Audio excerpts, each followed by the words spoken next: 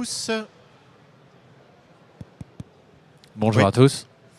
Donc écoutez, c'est l'heure. Je vous propose qu'on commence. Ça permettra aux derniers arrivants de s'installer.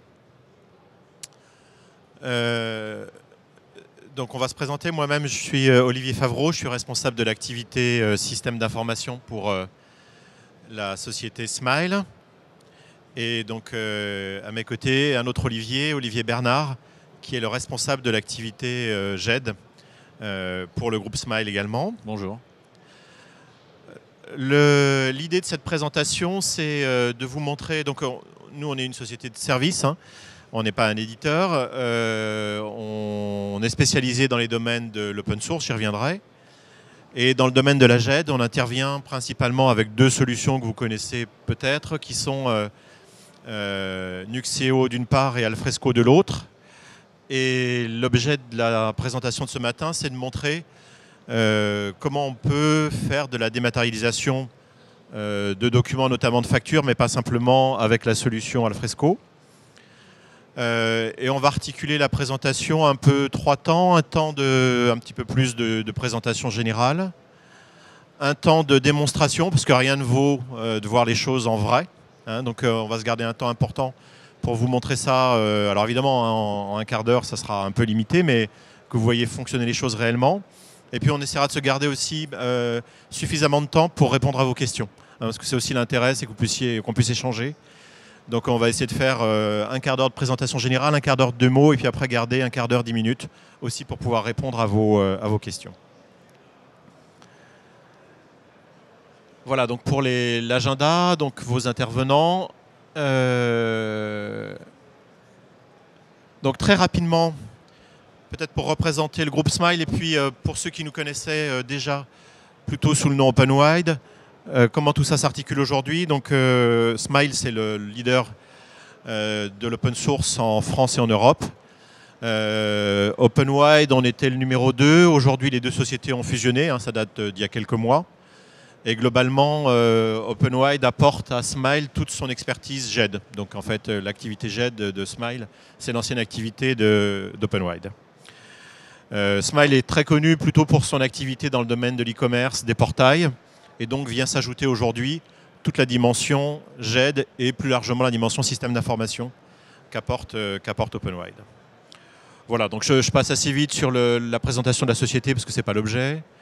Enfin voilà, c'est aujourd'hui un groupe qui fait plus de 1000 personnes et qui intervient sur l'ensemble des domaines du système d'information, donc aussi bien tout ce qui est web, transformation digitale, e-commerce, mais également tout ce qui va être maintenant développement spécifique, application Java et GED. Voilà. Et avec aujourd'hui une implantation qui couvre largement la France, mais également un certain nombre de pays européens et un petit peu l'Afrique du Nord. Voilà, donc là c'est l'ensemble du portefeuille de technologies que Smile propose. Et puis la société est assez connue, notamment pour ses livres blancs, notamment le livre blanc de la GED, qui doit être le livre blanc le plus téléchargé de l'ensemble des livres blancs, mais dont l'idée est de pouvoir proposer un focus assez transverse sur un domaine d'activité bien précis et avec ce qu'il est possible de faire dans le domaine de l'open source et des logiciels open source.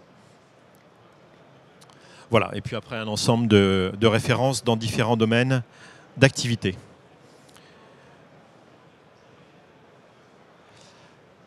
Donc sur l'activité GED à plus proprement parler, donc c'est une activité qui représente à peu près 70 personnes au sein du groupe Smile, donc avec une vraie force d'intervention sur différents domaines. Donc on couvre l'ensemble des domaines du spectre de la GED aujourd'hui. Le collaboratif autour du document, parce qu'on peut aussi faire du collaboratif avec d'autres types d'outils, plutôt du domaine du portail, que ce soit avec l'iFreg, Jaya, il y a d'autres solutions qui permettent de faire du collaboratif. Là, quand on fait du collaboratif avec la GED, c'est parce que le besoin, c'est de travailler ensemble, mais de travailler ensemble autour du document, et où la partie document a une part importante. Tout ce qui va être des problématiques d'archives et d'archivage à valeur probante, tout ce qui peuvent être des sujets de signature électronique qui sont pas le cœur de sujet de la GED, mais qui sont souvent un sujet connexe. Les problématiques de gestion de médias également, donc d'assets digitaux, de DAM. Et puis également les problématiques éventuellement d'accès aux documents de plus en plus dans des contextes de mobilité, hein, avec tout l'ensemble des problématiques que ça pose, les problématiques de drive, les problématiques de mode connecté, de mode déconnecté. On adresse également ces problématiques-là.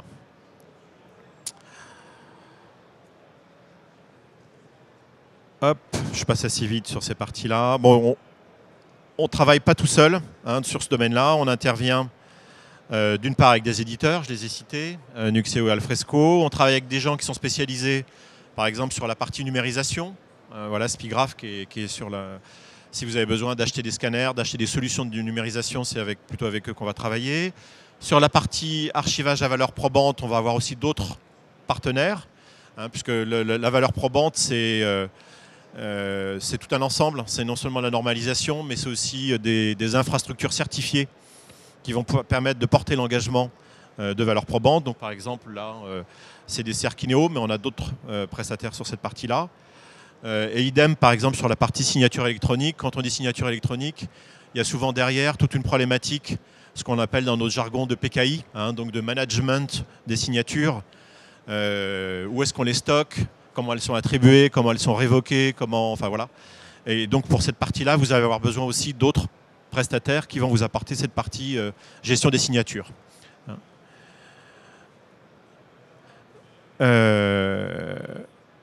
Focus rapide sur Alfresco. Donc, Alfresco aujourd'hui, c'est la solution de GED leader dans le domaine de l'open source.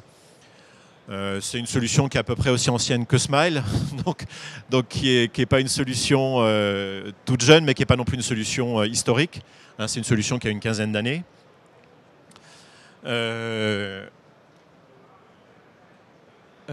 Mais qui aujourd'hui est largement diffusée en France et dans l'ensemble de l'Europe et dans le monde, et qui répond...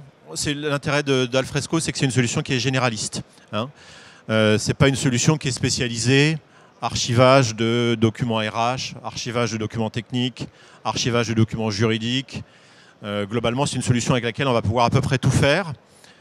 Et c'est là que les intégrateurs comme nous, on a toute notre place pour pouvoir, autour d'une solution comme Alfresco, pouvoir adresser aussi bien des problématiques de dématérialisation, c'est le sujet de la conférence de ce matin, mais des problématiques de collaboratif, des problématiques de gestion de courrier, voire des applications qui vont être très métiers.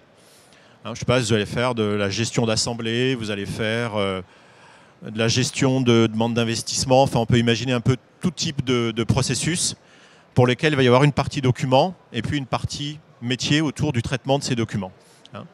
Et donc là, on va pouvoir utiliser Alfresco de plein de façons pour adresser ces problématiques, parfois en utilisant l'outil tel qu'il est, parfois en l'utilisant derrière d'autres applications métiers, hein, derrière un logiciel de gestion, par exemple, pour les factures, derrière un logiciel de RH, par exemple, si c'est des bulletins de salaire. Donc ces utilisateurs-là, par exemple, ne verront jamais la GED, ils vont utiliser leur logiciel métier, mais au final, ça va quand même se stocker dans la GED. Parfois, on va créer des écrans complètement spécifiques pour un besoin. J'ai quelques exemples derrière. Donc ça illustre un peu le spectre de tout ce qu'on peut faire avec Alfresco. Parce qu'il y a des besoins pour lesquels il faut des interfaces sur mesure. Et l'intérêt, c'est qu'on va pouvoir mixer ces différents modes d'accès sur une même instance Alfresco.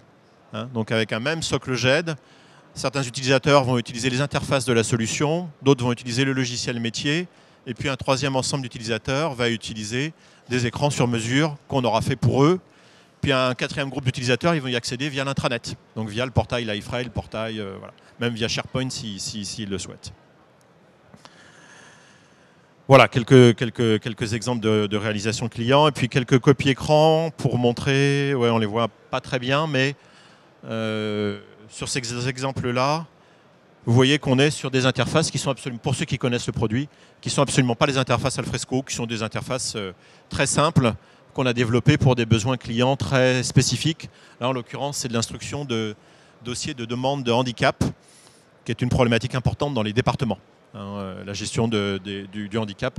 C'est la Saône-et-Loire, qui n'est pas un très gros département, c'est plus de 4 millions de documents sur cette problématique-là.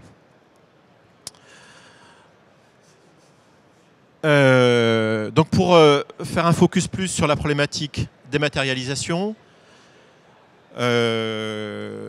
connaissant pas la composition de la salle, je suis assez pédagogue, donc je m'excuse auprès des gens qui sont familiers déjà de ces notions-là.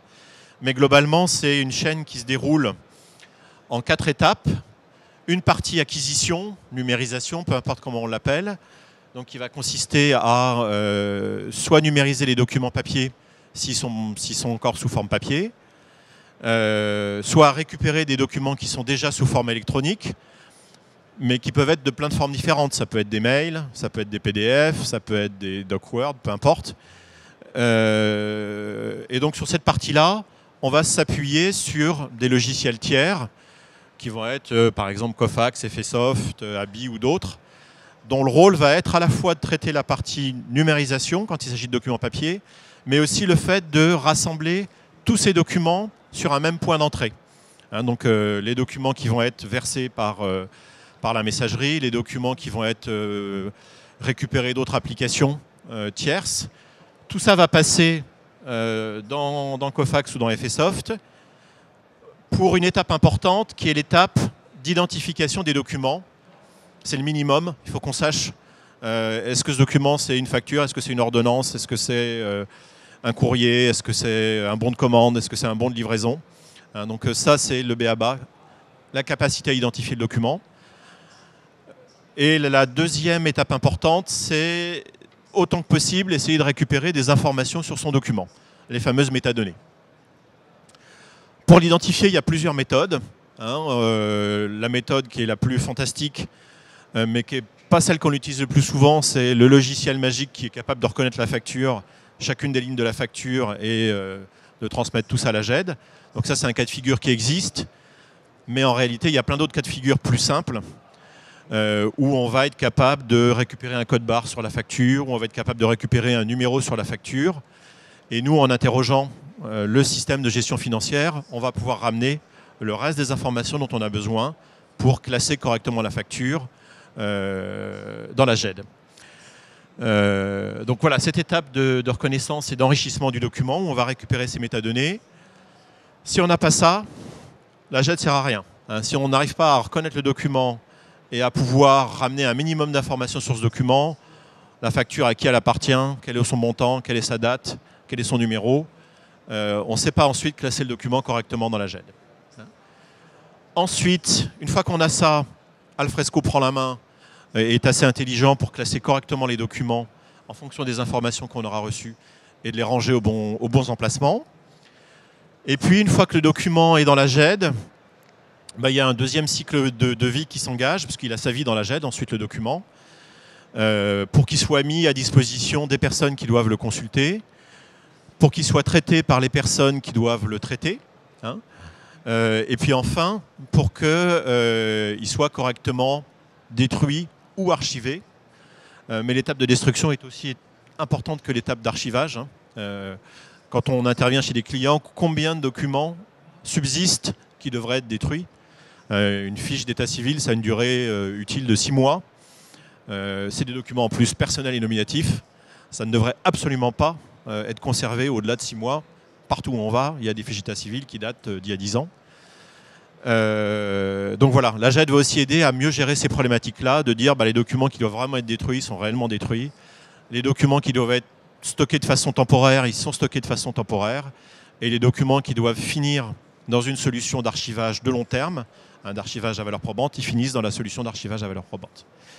Donc le rôle de la GED, ça ne va pas être de remplacer la solution d'archivage à valeur probante, ce n'est pas son rôle, mais ça va être de faire le tri dans tous ces flux et de donner une traçabilité de tous ces mouvements pour qu'on soit sûr qu'à un moment donné, le document il est bien là où il doit être en fonction de son statut.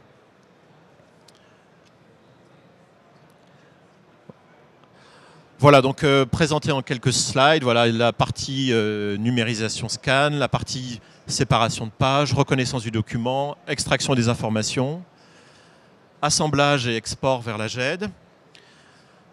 Donc, il n'y a pas un cas identique. Hein. Donc, parfois, on a besoin d'un logiciel de la DRAD, parfois, on n'en a pas besoin. Hein. Si c'est un document sortant, entrant, un bon de livraison, par exemple. Hein, un bon de livraison, ça veut dire qu'il sort de votre système d'information et qu'il va y re-rentrer. Une fois que le produit a été livré, ça veut dire que sur ce document, on a moyen de poser un code barre au moment où il va être imprimé, où il va sortir de votre système d'information. Partant de ce code barre, il n'y a pas plus simple à identifier qu'un code barre, il n'y a pas besoin d'un logiciel très sophistiqué. On va pouvoir le retrouver, récupérer ces informations, le re-rentrer dans la GED. Et là, il n'y a pas besoin d'avoir un logiciel miraculeux pour faire ça. Puis il y a d'autres cas où il faut vraiment avoir un logiciel puissant de la DRAD. Donc il n'y a pas deux histoires identiques. Voilà, on reconnaît nos documents, on récupère ces métadonnées. Évidemment, quand on va être sur des documents hétérogènes, il y a des documents qui seront mal identifiés, mal reconnus. Donc là, il faut avoir une gestion des documents qui sont en anomalie, hein, des documents qui sont pour pouvoir les traiter correctement. Donc là, il y a une phase manuelle de ce qu'on appelle, autrefois qu'on appelait de vidéocodage. Hein, c'est-à-dire que là, il y a un opérateur qui récupère la file des documents qui sont passés en erreur et qui va pouvoir les compléter un par un pour qu'ils soient correctement traités. Qui plus est, avec les logiciels modernes de la DRAD, ces logiciels sont assez intelligents pour apprendre. Donc, plus l'opérateur va corriger des erreurs, plus le logiciel va apprendre et plus le taux de reconnaissance va s'améliorer dans la durée. Et puis enfin, ce document va être stocké et indexé dans la GED et puis là, pris en charge par les différents circuits de traitement dans Alfresco. Donc dans Alfresco, on a bien en général deux étapes. On a une étape, ce qu'on appelle l'étape d'indexation, c'est-à-dire l'étape où le document est intégré dans la GED, classé, ses métadonnées sont intégrées dans la GED. Et puis une deuxième étape, ça peut s'arrêter là, pour certains documents, ils sont simplement indexés. Et puis donc on va les retrouver avec le moteur de recherche. Hein. Et puis pour un certain nombre d'autres documents, il y a un circuit qui est modélisé dans la GED. Hein. Donc quand ils arrivent, c'est le cas du courrier entrant par exemple, hein, il y a des bannettes qui doivent être prises en charge par des personnes, puis les workflows qui démarrent pour pouvoir traiter le document. Donc là, il y aura différents cas de figure, suivant que c'est des documents encore qui arrivent, mais qui sont des documents morts, on va dire, dans la GED, ou en tout cas figés, ou des documents qui ont un circuit d'instruction dans la GED.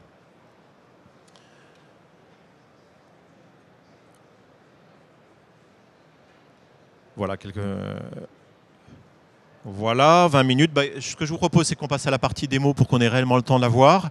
Et puis, n'hésitez pas, moi j'ai préparé une FAQ avec un certain nombre de questions qu'on nous pose tout le temps. Donc ça permettra de lancer le débat sur les questions, mais l'idée c'est avant tout de répondre aux questions que vous pourriez avoir.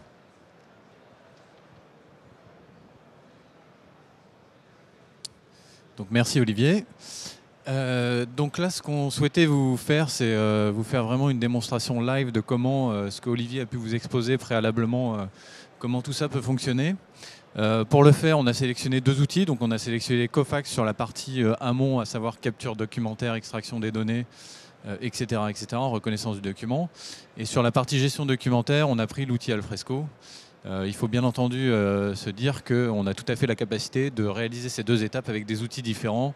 Nuxeo sur la partie gestion documentaire ou bien Effesoft et Abi sur la partie capture documentaire. Donc voilà, on a fait un certain nombre de projets en mixant ces deux technologies. Là, en l'occurrence, ce sont les solutions les plus connues sur le marché. Donc on se disait que c'était le plus pertinent de vous présenter ces deux exemples-là. Donc là, ce que j'ai fait, j'ai ouvert mon instance de Cofax. Chose également importante, on est sur un procédé. Là, je vais faire des choses de façon manuelle, mais il est entendu que le scanner, on va pouvoir tout à fait, depuis un scanner, récupérer les documents qui ont été scannés pour pouvoir les passer dans toute cette mécanique de reconnaissance. C'est pas parce que là, pour le coup, on n'a pas de scanner, donc on ne peut pas vous faire la démonstration complète. Mais bien entendu, on peut imaginer ces scénarios-là. La démo, elle est effectivement découpée étape par étape. Ouais. Mais l'idée, c'est que ce soit des chaînes entièrement automatisées. Mais si c'est le cas, on va avoir le document à la fin et on verra rien de ce qui se passe au milieu. Donc là, volontairement, la démo, elle est un peu séquencée pour que vous voyez un petit peu ce qui se passe sous le capot. Chose aussi importante, on est parti sur de la démat de facture, notamment parce que la facture, c'est un exemple qui parle à tout le monde, parce que dans toutes les sociétés, on a des factures. Donc c'est plus parlant pour vous. Mais on peut tout à fait imaginer d'appliquer ce cas à des types de documents tout à fait autres, des dossiers RH, des contrats de travail, des bons de livraison, des bons de commande, etc. Que sais-je. Enfin, on n'a vraiment pas de limite à ce niveau-là. L'autre avantage de la facture, c'est que c'est un document qui est relativement structuré. C'est-à-dire que quel que soit votre fournisseur, vous allez avoir globalement les mêmes informations sur la facture. Un fournisseur, une date de livraison, les produits qui ont été facturés, les montants, etc. etc. Donc voilà, sur ces documents qu'on va qualifier de semi-structurés, on va être en capacité de récupérer sur différentes factures les mêmes informations. Donc c'est des choses qui peuvent s'appliquer sur différents formats. Donc là, j'ai ouvert mon instance de Cofax. Donc Cofax, c'est l'outil qui est en amont, donc qui va procéder à la capture des documents. Donc je vais récupérer l'ensemble de mes documents à scanner. Donc j'ouvre. Voilà, là vous voyez qu'il vient charger mes documents. Première chose importante qu'on peut noter, c'est que déjà il a su identifier qu'il y avait un certain nombre de documents. Il n'a pas regroupé l'ensemble des documents dans un même lot. Donc ça c'est un point qui est important. Donc une fois que cet élément est fait, je vais pouvoir fermer mon document. Voilà, cette étape-là, je vais la zapper. Et là je vais vous montrer un peu ce qu'il y a derrière. Donc c'est-à-dire Olivier parlait d'ouvrir le capot et de montrer ce qu'il y avait derrière. Donc ça c'est le batch, la console d'administration du batch qui va nous dérouler l'ensemble des étapes une à une. Et donc vous voyez ici c'est mon batch que je viens de lancer et je vais donc le processer manuellement. Il est entendu que sur une procédure complètement automatisée, l'ensemble des étapes que je vais vous montrer à partir de maintenant vont pouvoir être automatisées. Donc vous voyez ici, donc on est sur l'étape 1. Donc là, le serveur de transformation, c'est la dénomination de Cofax, est en train de travailler et de reconnaître les éléments. Donc voilà, il va passer l'ensemble des factures dans le collimateur de l'outil, de sorte à pouvoir extraire les données qu'on lui aura indiquées et qu'on lui aura demandé d'extraire.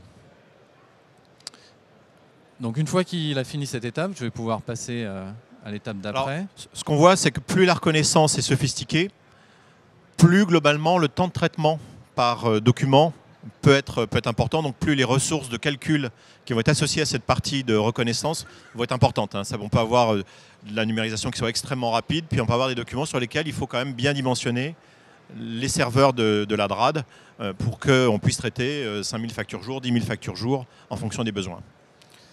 Donc là, une fois que cette étape est passée, j'ai l'étape de validation. Olivier en parlait tout à l'heure dans le schéma. C'est-à-dire si des documents ont été reconnus en erreur, vous avez un opérateur qui va pouvoir prendre la main pour aller valider éventuellement, confirmer certains éléments ou bien même les corriger si besoin. Donc là, j'ouvre mon poste de validation. Alors la résolution n'est pas terrible. Je vais essayer d'agrandir. Voilà. Donc vous voyez à droite, il nous présente bien entendu un aperçu du document. Vous voyez ici qu'il a bien entendu déjà divisé l'ensemble des documents si des documents avaient plusieurs pages. Et il a séparé chacun des documents. Donc vous voyez qu'ici, on a un certain nombre d'éléments qui ont été récupérés. Vous voyez le nom du fournisseur, vous voyez l'adresse, vous voyez le numéro de la facture, le numéro de la date, etc. etc. Vous avez ici, sur un deuxième écran, comme on est dans le cas de la facture, l'ensemble des éléments constitutifs de la facture qui ont été également récupérés avec les codes articles, les descriptions, les quantités et les prix. Ce sont des choses importantes. Donc voilà, tous ces éléments, ce sont des éléments que nous, on a pré-paramétrés avant pour que l'outil puisse les reconnaître et les récupérer depuis les documents. C'est tout ce qui a été lu sur la facture que vous avez à droite. Voilà. L'opérateur va pouvoir, va pouvoir modifier certains de ces éléments. Alors là, en l'occurrence, c'est une démo qu'on joue assez régulièrement. Donc comme le disait Olivier, ce sont des outils qui auto-apprennent. Donc comme on a joué régulièrement la démo, il ne ressort plus d'erreur. Mais globalement, vous pouvez très bien avoir des éléments qui peuvent ressortir en erreur. Dans ce cas-là, vous avez des petites icônes rouges ici qui apparaissent pour indiquer qu'il y a une erreur. Mais tout de même, je vais pouvoir modifier les éléments. Donc je peux le faire soit manuellement. Donc par exemple, je change la date, 2010. Voilà, et je valide. Et en l'occurrence, il a considéré que cette nouvelle date, cette date que j'ai saisie, est la nouvelle information à récupérer.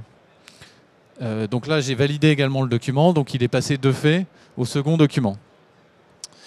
Au même titre, si je le souhaite, je peux tout à fait aller récupérer des informations en allant sélectionner des plages sur le document en question. Donc je ne sais pas si c'est la bonne date que j'ai prise. Vous voyez, simplement en cliquant ici, il a tout de suite récupéré ma date. Et en tapant sur Entrée, je valide la nouvelle date. Et ensuite, je peux valider le document final. Et vous voyez, ainsi de suite, vous avez cette séquence qui va se répéter sur l'ensemble des documents qui ont été mis en erreur, ou bien si on a décidé d'avoir une étape de validation obligatoire pour chacun des documents, ce qui est le cas sur la démo, on doit à chaque fois valider, enfin l'opérateur doit à chaque fois valider manuellement l'ensemble des documents. Et donc je tape Entrée, et ainsi de suite. Voilà.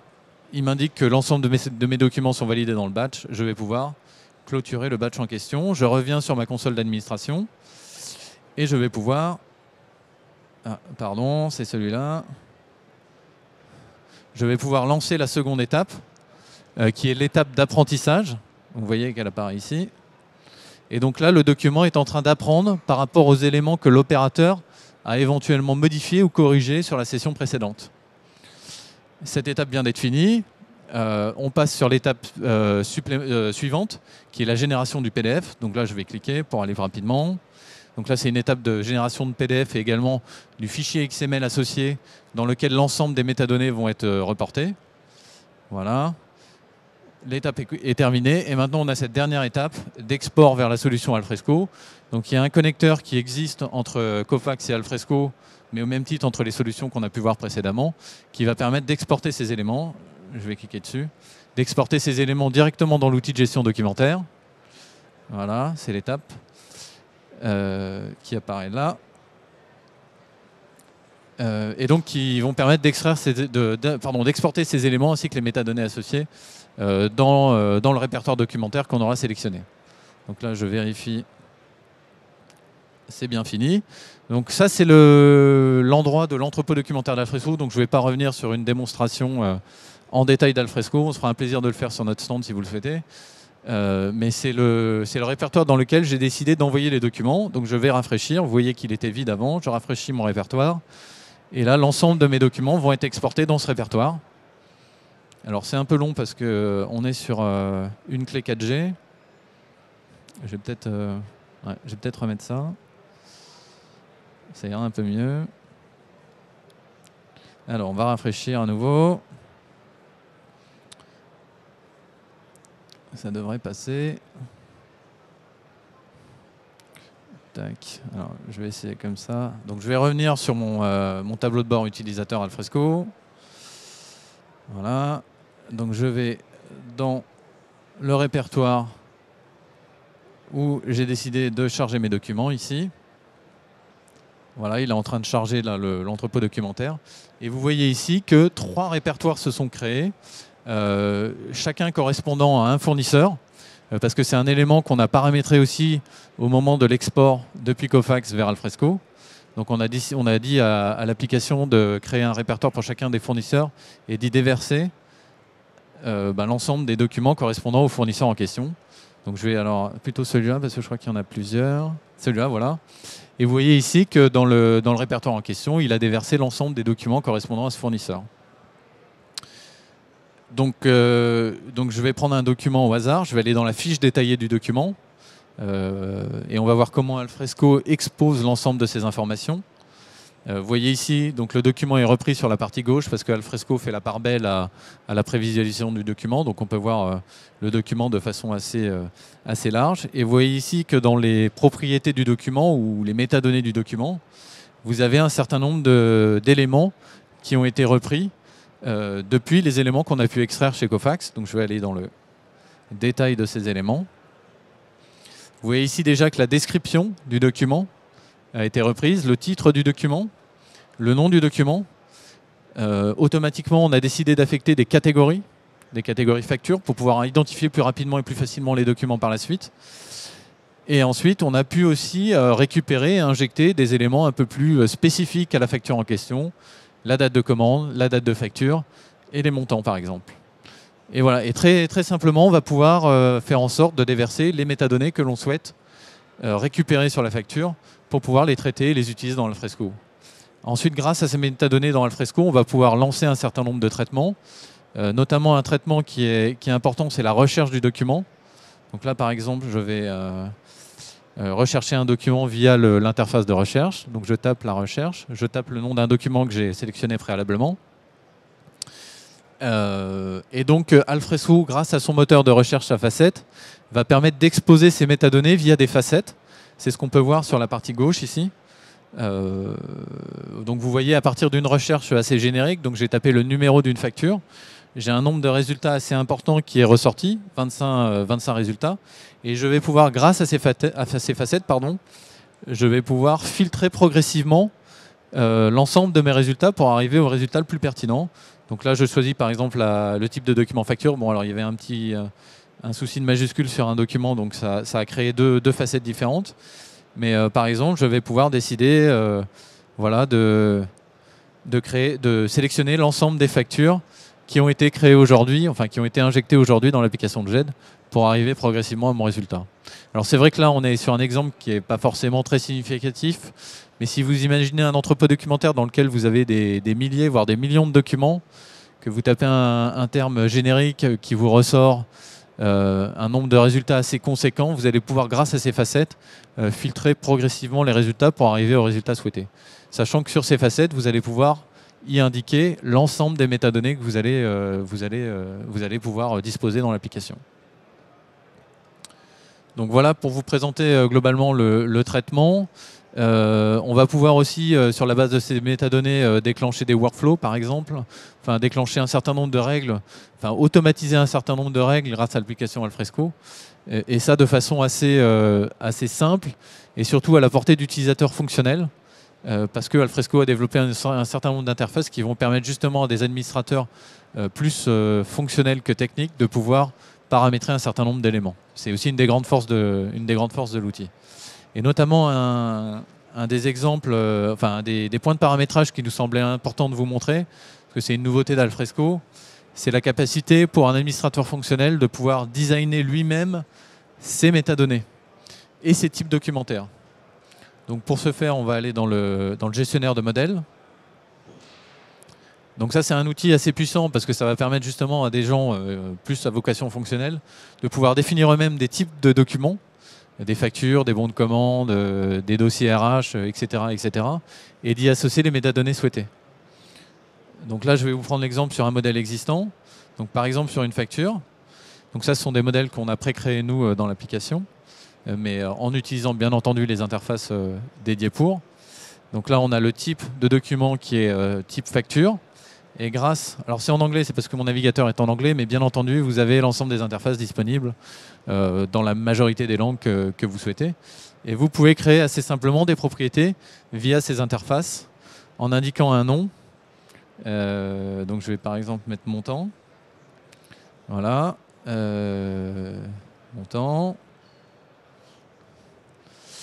Voilà, vous pouvez indiquer une description, vous pouvez indiquer le type de données que la métadonnée sera, si c'est du texte, du numérique, de l'alphanumérique, enfin du booléen, etc. etc.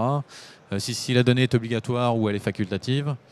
Voilà, si vous avez des contraintes, notamment si vous voulez des listes de valeurs, liste déroulante de valeurs. Voilà, sur un montant, c'est pas très significatif, mais voilà, vous avez la possibilité aussi de paramétrer de façon assez fine comment ces métadonnées vont être présentées pour vos utilisateurs. Et une fois que j'ai réalisé ça, je peux créer... Ça n'a pas l'air de... Ah si, ça marche. Je peux créer donc ma nouvelle propriété et décider de la disposer de la façon dont je le souhaite. Alors là, l'écran, du fait de la résolution, n'est pas génial. Donc je vais la positionner ici. Alors, tac. Mince. Alors, on va essayer de la mettre là. Voilà. Je vais sauvegarder. Alors le bouton sauvegarder, c'est là. Et de cette façon, je vais pouvoir ensuite... Alors je vais retourner sur un document de mon entrepôt. Tac. Donc ça, sans que ça y paraisse, c'est un sujet important parce que assez souvent, une part importante du travail qu'on fournissait pour nos clients, c'est de paramétrer pour eux l'ensemble des types de documents dont ils ont besoin. Les factures, les bons de commande, etc. Quand c'est des documents de cette nature-là, c'est plutôt mieux que ce soit l'intégrateur qui le fasse, parce qu'en plus, il faut paramétrer Cofax pour que on ait bien les mêmes métadonnées des deux côtés, côté reconnaissance de Cofax, côté intégration dans le Fresco. Mais par contre, pour pas mal d'autres types de documents, notamment des documents qui sont moins formels, vos documents bureautiques, des choses comme ça, c'est pas mal que vous puissiez avoir la main vous-même pour dire, bah tiens, finalement, ça serait bien que j'ajoute une métadonnée sur tous mes documents, qui est une métadonnée à conserver pendant combien de temps, et puis que les gens se voient.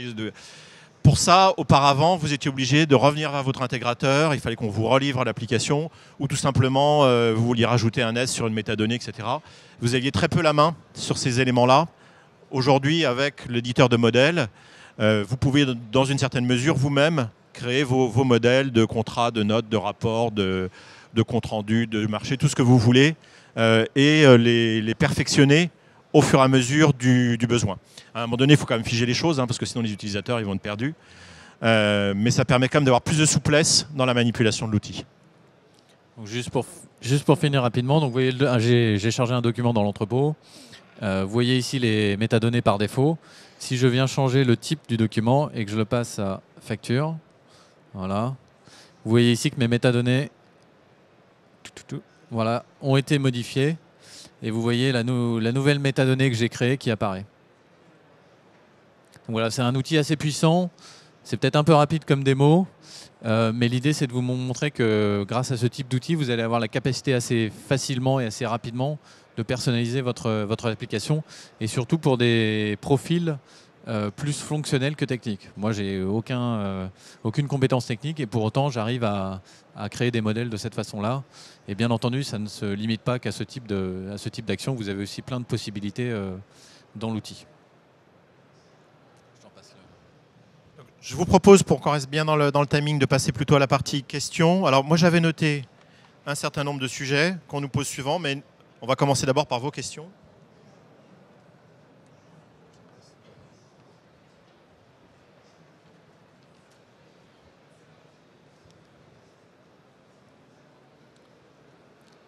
Ouais.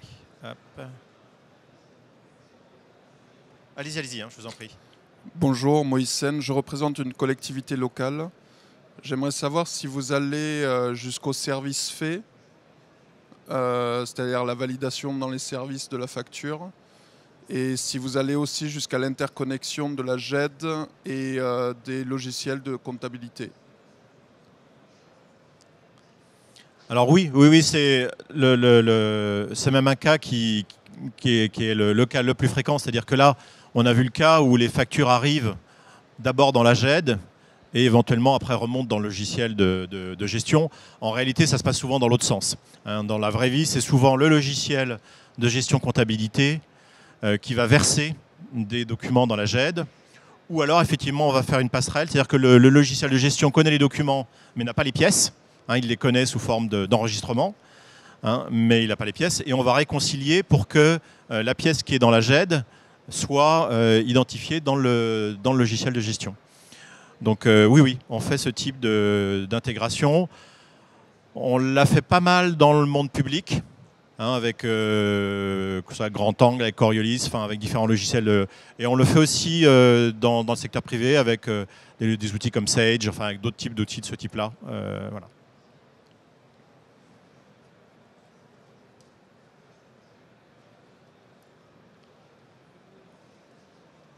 Ça va être juste avant. Alors après, il faut bien voir que ça c'est un sujet qu'on a souvent. La GED n'est pas faite pour remplacer le logiciel métier. Donc une chose qu'il faut essayer de ne pas faire, c'est de commencer à faire des traitements métiers dans la GED. Donc c'est pas à la GED de liquider les factures. C'est pas à la GED de gérer les relances. C'est pas voilà. La GED elle est là pour stocker les factures, éventuellement que depuis le logiciel de gestion financière, vous puissiez cliquer sur un bouton, voir dans la GED et hop, vous avez le document correspondant qui remonte.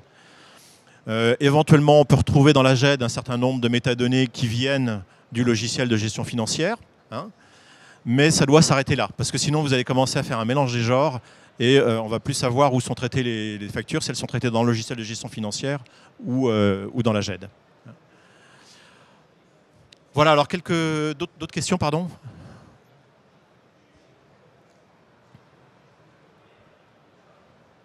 Voilà, donc quelques questions qu'on nous pose souvent. Est-ce qu'on peut mixer les documents de différentes sources? Oui. Donc ça peut être à la fois des documents numérisés, des mails, des documents versés directement depuis les applications métiers. Et donc là, soit le point d'entrée unique se fait autour du logiciel d'acquisition, soit on a, pour les documents qui sont versés par les applications métiers, elles sont versées directement dans Alfresco en général, parce que celles-ci, on a déjà des métadonnées. On les récupère du logiciel métier. Donc ceux-là, on peut les verser directement dans Alfresco. Et puis les autres, par contre, vont transiter par le logiciel de numérisation pour qu'il y ait bien les différentes phases d'enrichissement. Est-ce qu'on peut, sur une même instance Alfresco, mixer différents besoins? Oui, on vous encourage même à le faire, pour deux raisons. D'abord, c'est plus économique. Et d'autre part, parce que l'intérêt de la GED, c'est de proposer sur un même entrepôt, sur un même emplacement, des documents qui vont être disponibles pour l'ensemble de l'organisation. C'est même un des sujets principaux sur lesquels on intervient aujourd'hui, c'est que, pour prendre l'exemple de la facture, ça intéresse plein de monde dans une organisation et pas simplement le service comptable ou le service finance. Et un des problèmes qu'on a aujourd'hui, c'est que si les factures elles sont enfermées dans le logiciel de gestion financière, pour permettre à mes services techniques d'avoir accès aux factures, je suis obligé de leur donner des droits sur le logiciel de gestion financière. Ce qui n'est pas l'idéal, ça peut coûter cher et puis ce n'est pas fait pour ça. Tout le monde, voilà. Potentiellement, les factures, ça peut intéresser tout le monde dans une organisation. Donc l'intérêt de redescendre les documents dans la GED, c'est qu'on va pouvoir élargir leur diffusion bien au-delà du logiciel d'origine qui sert à les traiter. Même chose pour les bulletins de salaire, ils sont préparés dans le logiciel RH, mais si on veut les rendre accessibles aux agents, on ne va pas créer dans le logiciel RH un accès pour chaque agent. Donc là, l'intérêt, ça va être de pouvoir créer dans la GED un espace agent dans lequel il va pouvoir retrouver son bulletin de salaire. Mais ça va être géré dans la GED et le bulletin de salaire va être versé depuis le logiciel RH. Donc effectivement, l'intérêt, c'est d'avoir un logiciel de GED transverse sur lequel on va faire converger différents besoins et différents types de documents. La seule exception à ce principe-là, c'est qu'il ne faut pas mélanger sur une même instance Alfresco, une même instance GED, des applications qui n'ont pas le même cycle de vie. C'est-à-dire que si vous avez d'un côté des utilisateurs qui veulent avoir toujours la dernière version du logiciel, qui veulent faire plein de personnalisation par leur intégrateur, qui veulent sans arrêt bricoler leur logiciel, et puis que vous avez de l'autre côté les gens des factures ou des RH qui veulent que ça ne s'arrête jamais, que surtout ça ne tombe pas en panne et qu'on n'y touche pas, on va se retrouver avec des cycles de besoins qui vont être incompatibles. Là, on sera obligé de mettre deux instances GED qui vont communiquer entre elles, mais on sera obligé de les séparer. Mais en dehors de ce cas de figure, on arrive sur une même instance Alfresco à avoir plein de besoins qui coexistent et c'est une bonne façon de mutualiser votre instance GED. Est-ce que la GED permet d'être en conformité avec les normes d'archivage? Alors, c'est une condition nécessaire, mais pas suffisante. Je viens à votre question aussitôt après.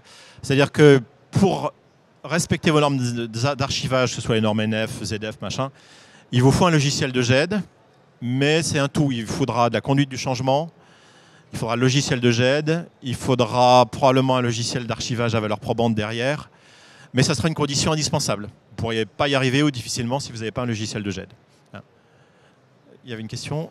Merci. Bonjour. En fait, je reviens sur l'accessibilité. Est-ce qu'au niveau de l'accessibilité, vous fournissez l'accès aux collaborateurs de la société qui met en place l'outil? Est-ce que vous pouvez parler plus près du micro, s'il vous plaît? Au niveau de l'accessibilité, est-ce que ces documents ils sont accessibles seulement pour les internes ou aussi pour des personnes de l'extérieur de la société, comme des clients, par exemple? Alors, on a les deux cas de figure. On a les deux cas de figure. Alors, il y a une petite question d'infrastructure, savoir si la GED est exposée sur le web ou pas. Voilà, il y a des différentes solutions. Par contre, il y a un vrai sujet derrière ça quand on ouvre sur l'extérieur. C'est est-ce que ces personnes, ce sont des personnes connues dans mon système d'information ou est-ce que ce sont des personnes qui ne sont pas connues dans mon système d'information? Globalement, les GED, elles sont faites pour travailler avec des utilisateurs identifiés. Que ce soit des collaborateurs internes, que ce soit des fournisseurs, que ce soit des clients. Normalement, il faut que tous ces gens-là soient connus dans le système pour des questions de sécurité, pour des... voilà. Alors après, il y a quelques cas de figure où on doit mettre les documents à disposition de personnes qui viennent les chercher, mais en mode anonyme. Donc ça, c'est des cas particuliers qu'on peut traiter aussi. Mais c'est un cas un peu spécifique. Mais est-ce que vous proposez par exemple des API ou des solutions qu'on peut l'intégrer sur notre intranet qui permettent aux clients de se connecter et récupérer leurs documents qui sont... C'est le cas, alors si les personnes n'ont pas entendu, est-ce que, en gros, on peut faire une passerelle avec un outil ouvert sur le web pour permettre aux personnes de l'extérieur d'accéder aux documents? Donc oui, c'est même le cas nominal parce qu'en général, on évite d'exposer la GED sur le web. Donc on va plutôt préférer passer les documents au site internet, au portail, à l'extranet, peu importe, pour les mettre à disposition sur le web. Il n'en demeure pas moins qu'on va avoir le problème que j'ai souligné tout à l'heure qui va rester. Est-ce que les personnes qui accèdent aux documents, elles sont en mode authentifié, est-ce qu'elles sont connues ou est-ce qu'elles sont en mode anonyme? Ça sera un point important parce que ça veut dire que même si le document il est mis à disposition vis-à-vis de l'extranet, il faut que la personne soit identifiée sur l'extranet, que ça remonte sur la GED, que ça remonte en général sur le référentiel pour qu'on sache qu'elle accède bien à ses factures, à ses contrats, à son bulletin de salaire, et pas celui de son voisin. Voilà. Merci.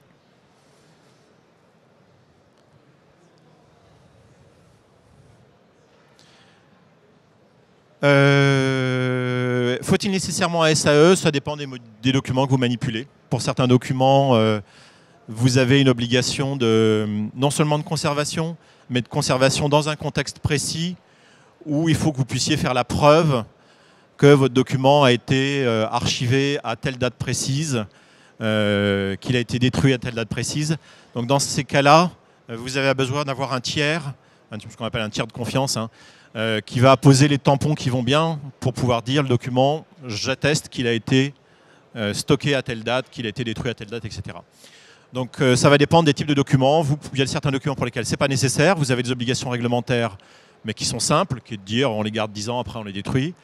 Et puis vous avez d'autres documents, je sais pas, dans le monde public, ça va être des marchés publics par exemple, pour lesquels vous allez être obligé d'avoir un SAE parce qu'on a besoin de faire la preuve au sens juridique des dates de versement, des dates de destruction, etc. Quelle interaction avec un outil de type parapheur électronique? Donc, ça fait le lien avec la question de la signature électronique en général. Vous pouvez avoir besoin de faire signer certains documents. Le parapheur, il est là pour ça en fait. C'est un espèce de workflow, le parapheur électronique, qui va permettre de prendre en charge le circuit de signature et le circuit de présentation des documents pour qu'ils soient signés par les bonnes personnes. Alors, c'est quelque chose qu'on peut faire finalement avec la GED elle-même. On peut le développer dans la GED, ou vous pouvez prendre un logiciel de type parapheur qui existe et on l'interface avec la GED. Mais c'est vrai qu'à partir du moment où il y a beaucoup de documents qui doivent être signés, de toute façon, il faut se préoccuper du circuit de signature. Comment le document, comment j'avertis les personnes qu'elles doivent signer les documents, comment je leur présente les documents à signer, comment elles le signent, c'est-à-dire comment elles ont la bonne clé de signature qui est à disposition. Et puis une fois que le document est signé, comment ces métadonnées sont modifiées et comment il est stocké en tant que document signé. En général, la partie parapheur, c'est vraiment juste la partie exposition au signataire. Et puis après, le post-traitement, ça reste toujours dans la GED. On peut aussi tout outiller dans la GED, ça dépend. D'autres questions également?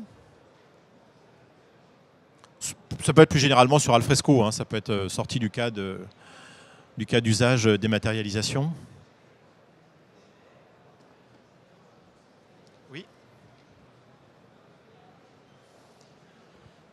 Merci. Je reprends une partie de la dernière question, plus sur l'aspect outil de parapheur, mais plutôt sur l'aspect comptabilité. Quelle interaction avec un outil de comptabilité du coup? Par exemple, si on met Odoo, de quelle manière Odoo et Alfresco se trouvent en synergie ou au contraire en concurrence? Voilà, c'est les liens qui peuvent exister. Alors, les cas qu'on traite, c'est globalement deux cas. Premier cas, les documents étaient ou sont dans la solution de comptabilité. Y compris sous forme de PDF. C'est-à-dire que les pièces sont dans la solution de comptabilité, mais simplement ils sont enfermés là-dedans. Et donc pour des questions d'élargissement de la diffusion, pour des questions de transmission à des tiers, de permettre à des tiers d'aller voir leurs factures, ou parce qu'on doit transmettre les factures au trésorier payeur, peu importe, on va redescendre les documents dans la GED pour qu'il ne soit plus enfermé dans le logiciel de comptabilité. Dans ce cas-là, la problématique elle est assez simple parce que toutes les informations sont connues du logiciel de comptabilité. C'est simplement le document, j'allais dire physique, enfin le document électronique qui est plus stocké dans la solution, ou parce que les volumétries sont trop importantes, hein, ou parce que la recherche, elle est dans le logiciel de gestion, elle est limitée, elle est souvent rudimentaire. Pour toutes ces raisons-là, on va descendre le document dans la GED, où il sera plus facilement accessible, mieux géré dans la durée, et on le retrouvera plus facilement sur un mot-clé, sur n'importe quel critère de recherche. Le deuxième cas de figure, c'est que les documents sont connus dans le logiciel de gestion, mais connus sous forme simplement d'enregistrement. Et vous passez une phase de dématérialisation où vous voulez avoir l'ensemble de vos pièces comptables dématérialisées dans la GED. Donc là, la GED, elle va rentrer sur la phase dématérialisation, donc c'est elle qui va récupérer les documents qui vont sortir de la chaîne de numérisation. Et on va avoir une étape de recollement avec le logiciel comptable pour que, pour chaque pièce comptable connue dans la GED, on vérifie qu'il y a bien un enregistrement correspondant dans le logiciel comptable, voir si le document n'est pas connu du logiciel comptable, que le logiciel comptable puisse créer l'enregistrement correspondant à cette pièce. Hein. Donc là, en fonction des cas de figure qui vont être envisagés, on va avoir des traitements, en général c'est des traitements de type web service, hein, entre la GED et le logiciel de comptabilité, pour pouvoir réconcilier le document connu dans la GED et le document connu dans le logiciel comptable. Assez souvent, c'est dans le sens, la GED appelle le logiciel comptable pour récupérer des informations complémentaires sur le document stocké dans la GED, mais ça peut être aussi dans l'autre sens, hein, où la GED va signaler au logiciel comptable que maintenant le document physique, enfin le document numérique existe dans la GED sous la référence X, éventuellement sous le lien X, qu'on va pouvoir remonter dans le logiciel comptable de façon à ce que vous ayez un bouton, cliquez sur ce lien pour voir le document. Hein, voilà. Souvent, dans ce type de manipulation, on est dans des configurations double écran. Parce que le logiciel comptable n'est pas toujours prévu pour visualiser des documents, enfin, est rarement prévu pour visualiser des documents. Et puis parce que quand vous êtes dans la GED, vous avez parfois besoin d'accéder aux données métiers, d'avoir besoin de savoir si la facture elle est liquidée, pas liquidée, s'il y a voilà. Hein, donc très souvent, on est dans des usages où un certain nombre d'utilisateurs ont deux écrans, ils ont la GED pour voir les documents et ils ont un écran pour accéder au logiciel métier. Et une partie de l'intégration, c'est de faire que quand je suis sur le document, j'ouvre la compta à la bonne page, passez-moi l'expression, et inversement, quand je suis sur le bon enregistrement dans le logiciel comptable, quand je fais voir le document, ça m'ouvre la GED à la bonne page. Voilà.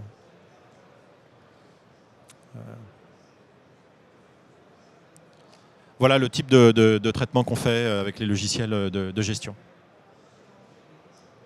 Mais en général, c'est à peu près tout. Hein. On fait très peu de métiers côté GED, en dehors de stocker les informations et de se préoccuper du cycle du document dans la durée, ce qui n'est pas le sujet du logiciel comptable.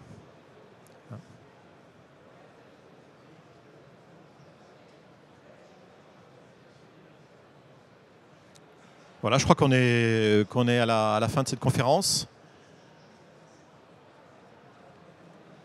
Et donc n'hésitez pas, merci de votre participation et n'hésitez pas, si vous avez des questions plus spécifiques, à nous retrouver sur le stand Smile. Bonne fin de journée.